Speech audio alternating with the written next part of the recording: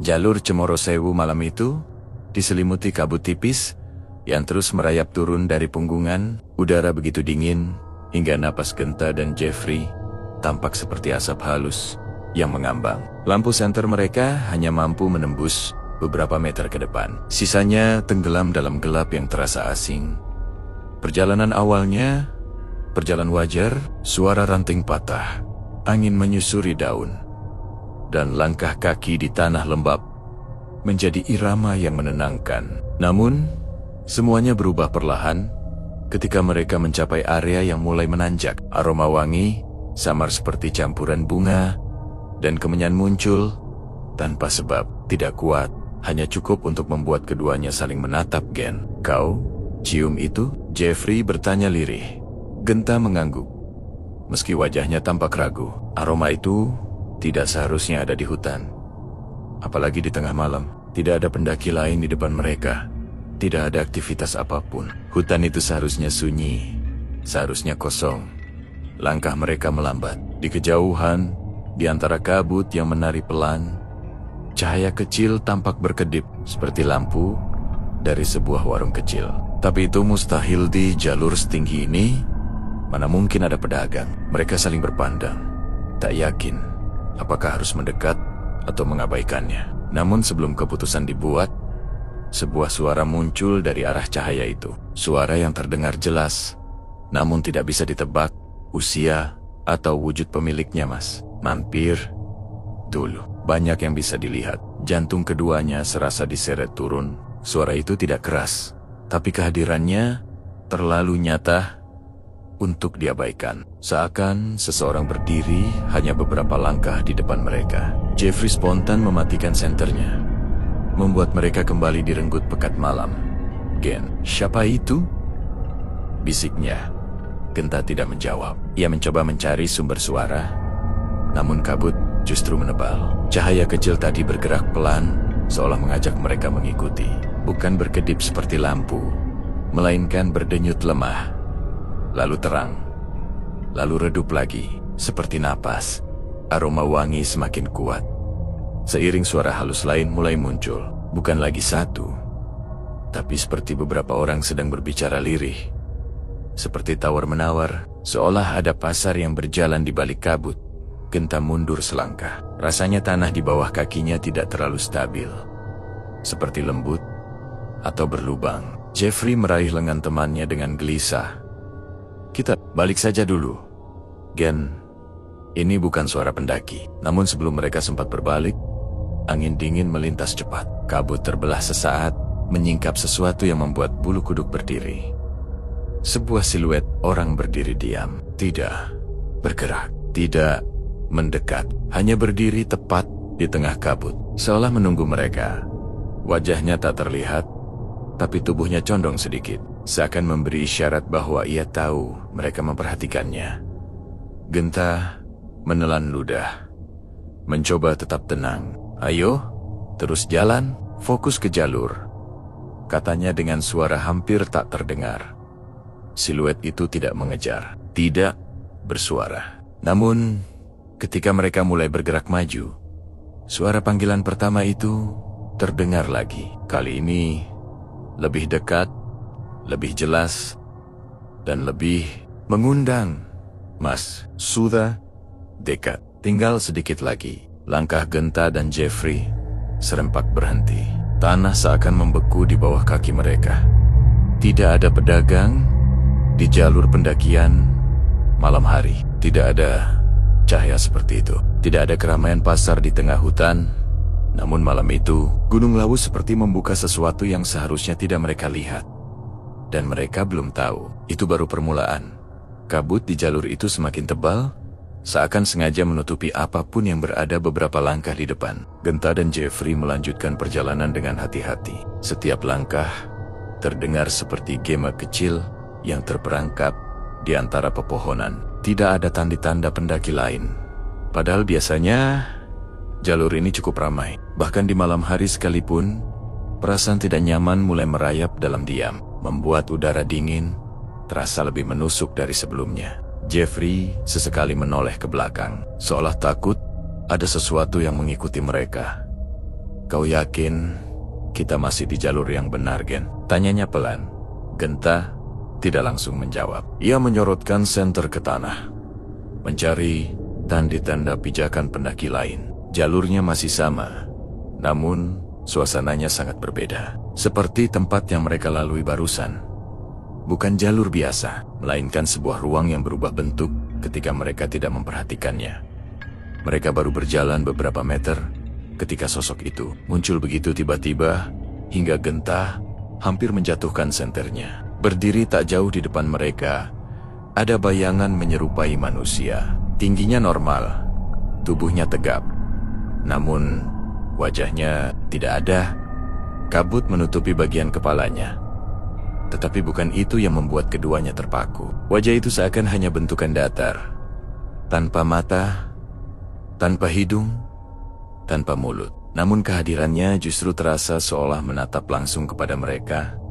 Sosok itu tidak bergerak, tidak bersuara, hanya berdiri di tengah jalur, seperti pedagang yang menunggu pembeli, namun tanpa meja, tanpa barang dagangan, tanpa identitas. Jeffrey menarik napas panjang dan berbisik, "Gen, Itu apa?" Genta tidak punya jawaban. Tubuhnya menegang, tapi ia memaksakan diri untuk tetap tenang. Perlahan, ia menyorotkan senter ke sisi jalur, berharap menemukan jalan memutar. Namun, setiap arah tampak sama. Kabut, batang pohon, dan kegelapan. Saat mereka kebingungan, suara sandal menggesek tanah terdengar dari belakang. Seorang lelaki tua muncul dari balik kabut, membawa tongkat kayu yang dipenuhi ukiran kecil. Matanya tajam, namun tidak terlihat mengancam. Lelaki itu berhenti di samping mereka tanpa berkata apa-apa selama beberapa detik.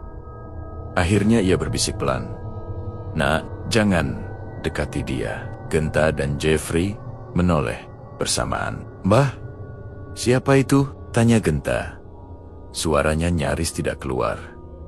Lelaki tua itu Mbah Kromo menghela napas panjang. Itu bukan pedagang sungguhan. Dia cuman penjaga. Banyak pendaki salah paham dan mencoba menegur. "Tidak ada yang perlu kau ambil. Tidak ada yang perlu kau jawab." Sosok tanpa wajah itu tetap berdiri di tempat yang sama. Tidak bergerak, namun entah bagaimana terasa semakin dekat. Seperti bayangan yang menutup jarak tanpa berpindah. "Ajo ikut saja," ujar Mbah Kromo sambil berjalan pelan ke sisi jalur. Genta dan Jeffrey mengikuti tanpa protes. Mereka baru beberapa langkah menjauhi tempat itu ketika suasana mendadak berubah. Angin berhenti, kabut menipis sedikit, dan jalur kembali terlihat lebih jelas. Bahkan suara-suara samar dari pasar yang mereka dengar sebelumnya turut menghilang. Saat Genta menoleh ke belakang, sosok tanpa wajah itu sudah tidak ada. Seolah ia menghilang bersama kabut. Namun rasa dingin aneh yang ditinggalkannya masih linger, seakan menjadi peringatan bahwa jalur ini tidak sepenuhnya milik manusia. Mbah Kromo berhenti, menatap ke depan. "Kalian harus hati-hati. Di sini, tidak semua yang terlihat seperti manusia. Benar-benar manusia." Genta dan Jeffrey saling berpandangan. Mereka belum berkata apapun, namun keduanya merasakan hal yang sama. Apapun yang mereka lihat tadi, itu baru sebagian kecil dari apa yang tersembunyi di pasar setan Gunung Lawu. Jalur pendakian kembali sunyi setelah kepergian Mbah Kromo.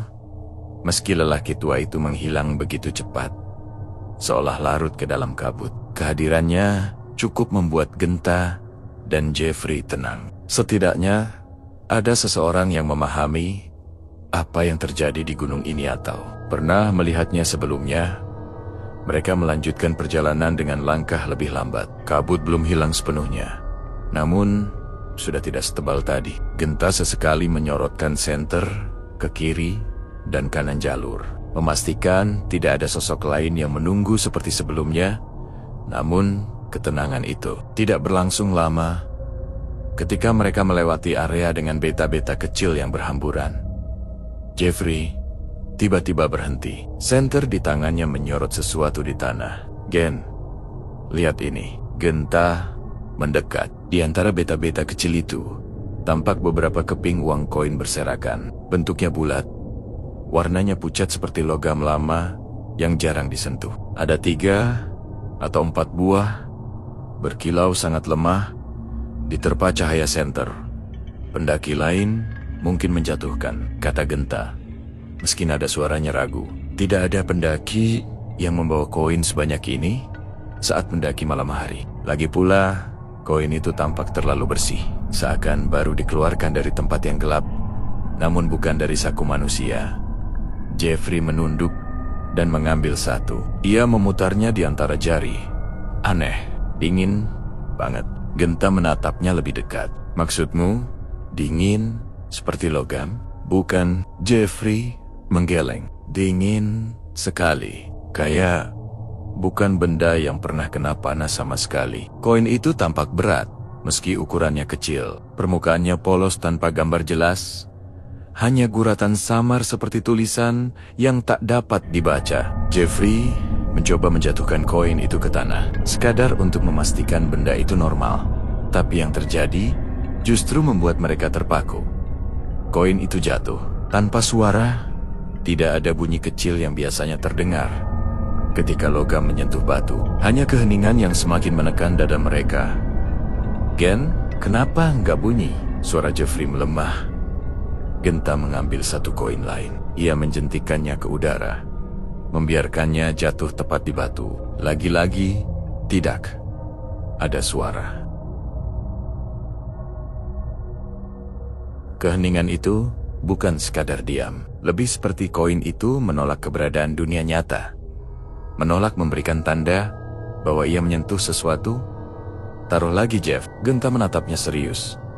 Ini bukan milik pendaki. Jeffrey menelan ludah dan meletakkan koin itu kembali. Namun, ketika ia menempatkannya di tanah, terjadi sesuatu yang membuat keduanya mundur selangkah. Koin-koin itu tampak bergerak sedikit, seolah terseret angin yang tidak ada. Mereka tidak berpindah jauh, hanya bergeser pelan, seperti mendorong diri menuju titik tertentu. Kemudian berhenti bersamaan, seperti disusun oleh tangan tak terlihat. Keduanya terdiam. Genta akhirnya berusaha mengendalikan napas. Kita harus pergi sekarang. Jangan sentuh apapun lagi. Baru mereka hendak berjalan. Dari kejauhan terdengar suara samar, seperti seseorang menghitung pelan, sangat pelan. Tidak jelas apakah itu suara perempuan atau lelaki, seperti suara seseorang sedang menata barang dagangan Henta Mirinding. Jeffrey memegang lengannya. Gen, kau dengar itu kan? Kita lanjut jalan, jawab Genta cepat. Tak ada alasan untuk tinggal lebih lama. Mereka berjalan menjauh dari area koin itu tanpa menoleh lagi. Jalur menjadi lebih lembab dan pepohonan semakin rapat. Tetapi apapun lebih baik daripada berada dekat benda yang tidak mengenal suara. Namun saat mereka menjauh, Jeffrey sempat melirik ke belakang. Koin-koin itu tidak lagi bergerak, tetapi posisinya kini tersusun rapi, seperti barisan kecil seolah menandai sesuatu. Dan ketika cahaya senter hampir tidak lagi menjangkaunya, Jeffrey merasa seperti ada mata yang memperhatikan dari balik gelap. Seakan pemilik koin-koin itu menyadari ada orang lain yang melewati lapaknya. Semakin tinggi mereka mendaki, semakin ganjil suasana yang menyelimuti jalur Gunung Lawu. Malam itu, kabut bergerak pelan seperti tirai yang menutup dan membuka hutan sesuka hati. Genta dan Jeffrey berusaha menjaga ritme langkah, tetapi keduanya tak bisa menolak perasaan bahwa jalur yang mereka lalui mulai berubah, seakan mempunyai kehendak sendiri. Awalnya mereka mengira lelah mulai mempengaruhi kondisi tubuh. Namun, setelah beberapa puluh meter, Jeffrey berhenti tiba-tiba dan menatap sekeliling. Gen, bukannya kita sudah lewat pepohonan ini tadi? Genta menyorotkan senter ke sebuah batang pohon besar. Ada guratan panjang seperti bekas goresan alam yang mereka lihat setengah jam lalu. Tapi mustahil jika mereka kembali ke titik yang sama. Mereka berjalan naik tanpa berbelok kemanapun. Kita nggak mungkin muter balik, gumam Genta. Jalurnya cuma satu arah. Namun, firasat mereka berkata lain. Mereka kembali berjalan lebih cepat berharap jalur segera berubah. Tapi, tidak peduli sejauh apa mereka melangkah, formasi pepohonan tetap tampak sama. Pohon dengan guratan panjang itu muncul lagi. Batu besar yang bentuknya seperti setengah lingkaran juga muncul lagi. Dan suara angin yang berputar seperti mengikuti mereka dari belakang.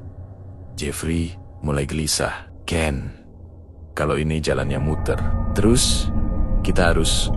Belum sempat ia menyelesaikan kalimatnya, terdengar suara halus dari arah pepohonan kanan. Suara perempuan, samar, seperti berusaha menarik perhatian.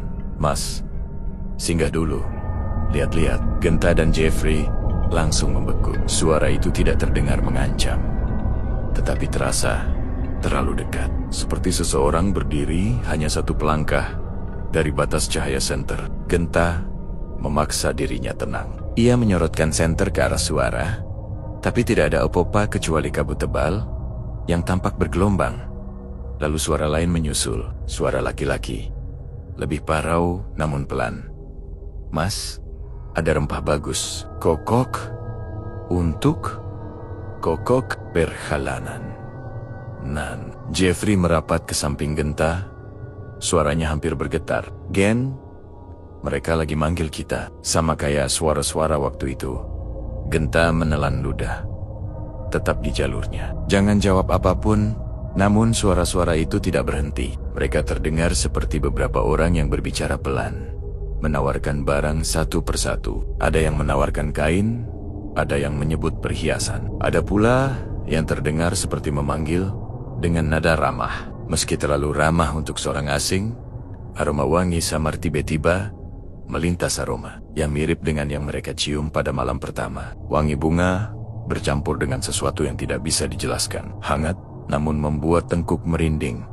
Keduanya mempercepat langkah, tetapi jalur tetap kembali ke titik yang sama. Lingkaran, terus dan terus. Seperti jalan itu menahan mereka. Gen, ini nggak normal, bisik Jeffrey dengan napas memburu. Apa ini? Jalur beneran. Genta memejamkan mata sejenak, mencoba mengingat petunjuk Mbah Kromo. Jangan jawab, jangan menoleh, fokus ke tanah, bukan ke suara. Keduanya menunduk, menatap langkah masing-masing. Sekarang, suara-suara di balik kabut mulai berubah. Tak lagi terdengar seperti tawaran biasa. Mereka terdengar lebih dekat, lebih jelas, seakan para penjual itu perlahan mendekati jalur yang mereka lalui. Mas, tengok sebentar, barangnya. Bagus. Suara itu begitu pelan, namun terasa seperti berbisik tepat di belakang telinga. Jeffrey merapatkan jaketnya, menahan diri untuk tidak menoleh. Gen, aku nggak kuat kalau mereka makin dekat. Tahan, ujar Genta lirih. Jangan berhenti. Mereka terus melangkah, meski kakinya mulai gemetar. Entah berapa kali mereka melewati pohon dengan guratan itu lagi. Entah berapa kali suara-suara itu berubah arah, seakan mengitari mereka.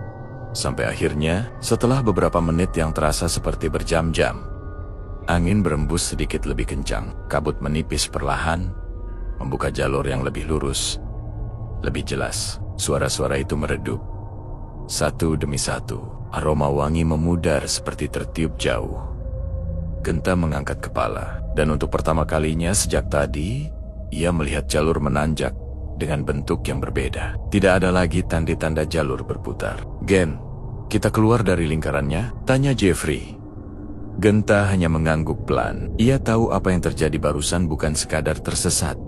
Jalur itu telah menguji mereka, dan suara-suara dari pasar itu hampir berhasil membuat mereka berhenti, bahkan menoleh. Sesuatu yang, menurut cerita, yang tak pernah ingin dibuktikan pendaki manapun, adalah awal dari hilangnya arah selamanya.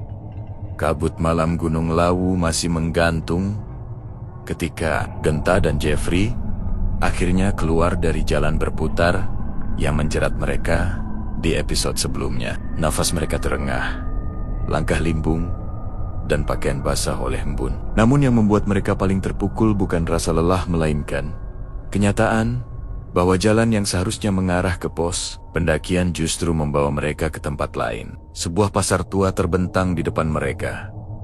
diterangi lampu-lampu temaram yang seharusnya sudah padam sejak sore. Bangunan-bangunannya terbuat dari kayu kusam, sebagian miring seperti menahan beban bertahun-tahun. Suasananya begitu hening, seolah semua suara sengaja ditekan agar tidak terdengar.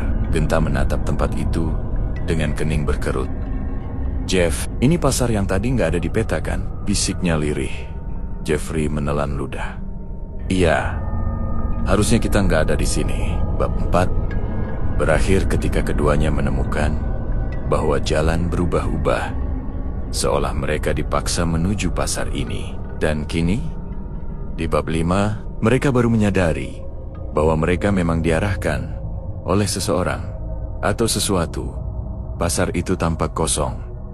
Tak ada pedagang, tak ada pembeli, tak ada suara. Hanya derit kayu terkena angin dan lampu-lampu yang menggantung rendah, bergoyang lemah. Namun saat Genta melangkah masuk lebih jauh, sebuah perasaan muncul. Mereka sedang diperhatikan. "Aku nggak suka tempat ini," gumam Jeffrey pelan.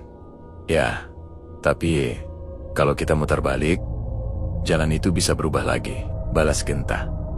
"Kita lewat sini saja. Mungkin bisa tembus ke bawah." Mereka berjalan melewati deretan kios gelap. Rak-rak kayu tampak kosong, hanya berisi kain lap tua dan botol-botol kaca. Tetapi semakin jauh mereka melangkah, semakin terasa bahwa pasar itu tidak sepenuhnya ditinggalkan. Ada bau kayu basah, bau tanah lembab, dan aroma sayuran yang bahkan tidak tampak dimanapun. Lalu, sebuah suara terdengar. Tok, tok, tok. Bukan langkah, melainkan hentakan ringan seperti tongkat yang mengetuk lantai pasar. Genta spontan menoleh. "Dengar?" Jeffrey mengangguk pelan. Dari ujung lorong, sebuah bayangan muncul. Tinggi, tegap, dengan tubuh terbungkus pakaian seperti pedagang tua. Tetapi yang paling mencolok adalah tongkat kayu panjang di tangannya dan topi lebar yang menutupi hampir seluruh wajahnya.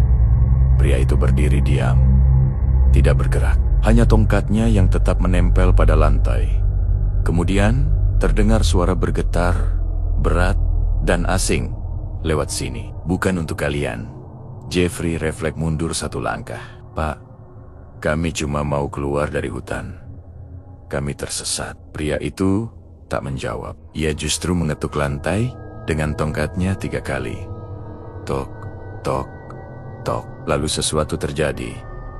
Lampu-lampu pasar berkedip bersamaan. Angin yang semula tenang berubah berputar. Daun-daun berterbangan dari entah mana, meski tidak ada pohon di sekitar. Perlahan, pria bertopi lebar itu mengangkat kepala. Namun wajahnya tetap tak terlihat, seolah topinya menelan seluruh garis mukanya. Hanya satu hal yang tampak jelas. Di bawah topi itu, gelapnya bukan gelap biasa. Seolah tidak ada kepala di sana. "Siapa itu?" Genta berbisik. Pria itu mengarahkan tongkatnya pada jalur yang belum mereka lihat. Sebelumnya sebuah gang sempit di antara kios. "Jika kalian bukan pedagang, bukan pembeli, dan bukan penjaga." Suaranya menggema rendah. "Pergilah sebelum pasar berganti hari." Jeffrey tersentak. Apa maksudnya? Pasar berganti hari? Sekarang masih malam. Pria itu membalikkan tubuhnya tanpa suara, lalu perlahan melangkah masuk ke kegelapan, menghilang begitu saja. Hening kembali menelan pasar. Genta dan Jeffrey saling pandang. Wajah tegang. "Genta," kata Jeffrey pelan, "kita harus keluar dari sini sekarang." Namun ketika mereka hendak berbalik, mereka sadar sesuatu. Semua pintu kios yang tadi tertutup kini terbuka sedikit, serempak. Dan dari celah-celah gelap itu, udara dingin mengalir keluar, membawa bisikan yang terdengar seperti puluhan suara. "Pedagang, pembeli, penjaga, kalian bukan salah satu dari kami." Genta menggenggam lengan Jeffrey. Lari, dan keduanya berlari menembus gelap menuju gang sempit yang ditunjukkan pria bertopi lebar. Berharap itu benar-benar jalan keluar atau setidaknya menjauh dari mereka yang kini mulai bangkit dari kegelapan kios. Lorong sempit itu terasa lebih dingin daripada bagian pasar lainnya. Dinding-dinding kayu di kiri kanan Genta dan Jeffrey tampak seperti mendekat perlahan, seolah mencoba menahan mereka di dalam. Lampu-lampu lama yang menggantung di langit-langit bergetar, mengeluarkan cahaya kuning redup yang hanya menambah kesan bahwa tempat ini memang tidak dibuat untuk manusia biasa. Jeffrey berusaha mengatur napas. Meski suara bisikan dari kios-kios di belakang mereka masih terngiang bisikan yang menyebutkan kata pedagang, pembeli, dan penjaga, seakan mereka sedang dinilai apakah pantas berada di sana atau tidak. Kita harus terus maju, kata Genta, lebih untuk menenangkan dirinya sendiri daripada menjawab siapapun. Namun setelah sekitar 50 meter berjalan, lorong itu tiba-tiba bercabang dua. Keduanya sempit, gelap, dan sama sekali tidak memberi petunjuk. Mana yang benar, Jeff? Kanan atau kiri? Tanya Genta dengan suara serak. Jeffrey memejamkan mata sejenak. Yang penting, jangan berhenti di sini. Ia memilih kiri. Genta mengikutinya tanpa debat. Namun baru beberapa langkah mereka masuk, sesuatu membuat mereka berhenti. Angin bertiup. Dari arah lorong itu, angin yang membawa aroma aneh, seperti bau bunga layu, bercampur dengan tanah lembab, dan suara lirih yang hampir tak terdengar kembali. Suara itu begitu dekat, seolah berbisik tepat di belakang telinga mereka. Jeffrey merinding dari ujung rambut sampai tumit Genta. Itu suara siapa? Genta menelan ludah, tidak menjawab, tetapi tatapan matanya mengatakan bahwa ia juga mendengarnya. Lorong sebelah kanan tiba-tiba menyala sedikit lebih terang, bukan oleh lampu, melainkan oleh pantulan samar seperti cahaya bulan yang masuk dari ujung jauh. Seolah-olah jalan itu adalah satu-satunya jalan keluar. Tanpa berpikir panjang, Genta menarik lengan Jeffrey dan membelok ke kanan. Bau aneh dari lorong kiri lenyap segera, digantikan udara yang sedikit lebih hangat. Namun, tidak lama. Setelah melewati tikungan berikutnya, mereka menyadari sesuatu yang membuat dada mereka kembali menegang. Lorong itu tidak berakhir pada pintu keluar, melainkan pada sebuah area luas yang tampaknya dulu adalah pusat pasar lapangan kecil dengan lampu utama di tengahnya. Dan di sana berdiri sosok yang sudah mereka lihat sebelumnya. Pria bertopi lebar. Ia memegang tongkatnya. Kali ini ditegakkan di depan tubuhnya seperti seorang penjaga upacara. Di belakangnya, kios-kios yang mengelilingi lapangan itu tampak terbuka lebar, menyisakan kegelapan pekat di dalamnya. Genta berusaha menahan gemetar. "Pak, kami cuma mau keluar. Tunjukkan jalannya. Tolong." Pria itu tidak menjawab dengan cepat. Ia memiringkan sedikit kepalanya, seolah sedang mendengarkan sesuatu yang tak terdengar oleh manusia biasa. Lalu ia berbicara pelan. "Pasar akan berganti hari dalam hitungan napas." Genta memandang Jeffrey. Keduanya tidak mengerti. "Jika kalian masih di sini," suara pria itu bergetar halus, "kalian akan menjadi bagian dari kami." Jeffrey menelan ludah keras. "Pak, kami nggak mau tinggal di sini. Kami tersesat. Kami cuma ingin turun gunung untuk pertama kalinya." Pria itu mengangkat tongkatnya sedikit. Dua ketukan pelan terdengar.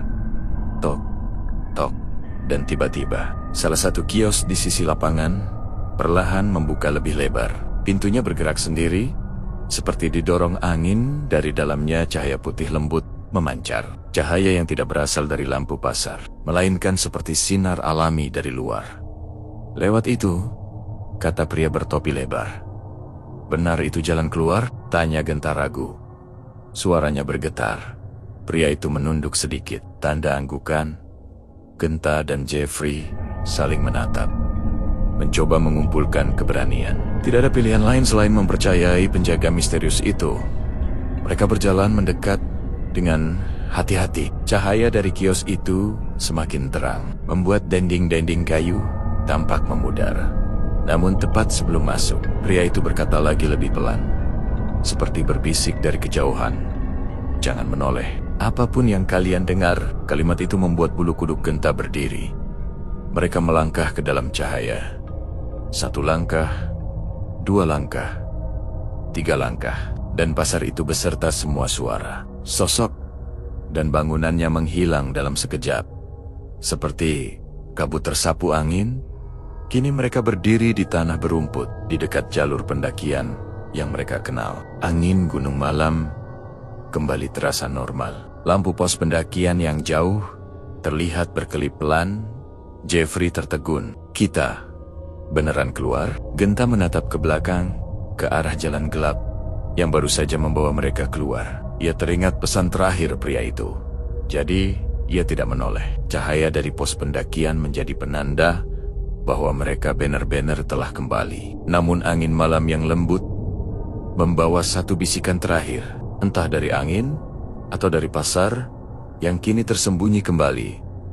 Pasar tidak menginginkan kalian. Untuk saat ini,